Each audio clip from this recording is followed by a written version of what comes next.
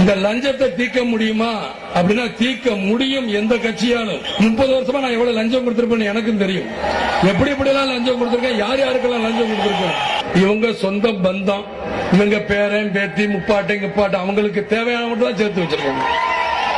இது என்னையா கொடுமை?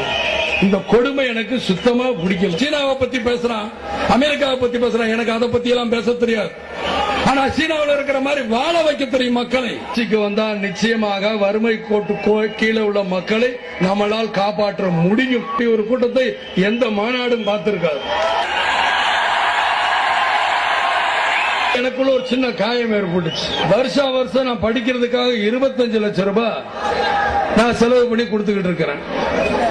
அதையும் இவங்க ஏதோ கிண்டல் பண்றது. அதாவது இப்ப புரிஞ்சுங்க, நான் இவ்வளவு தூரம் கொடுத்து கட்சி ஆரம்பிக்க போறேன்னு தெரிஞ்சதுக்கு அப்புறம் தான் இப்ப சில அரசியல் கட்சிகள் படிப்புக்கெல்லாம் உதவி பண்ணிக்கிட்டு இருக்கும்.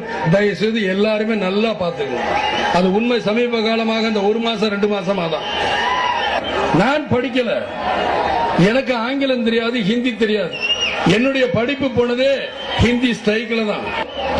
நான் என் படிப்பை இழந்தவன். ஏர்போர்ட்ல பார்த்தா இதை ஃபில்அப் பண்ண அதை ஃபில்அப் பண்ண நான் என்ன ஃபில்அப் பண்றது நம்மளுக்கு ஒன்றும் தெரியாதுன்னு யோசிப்பேன்.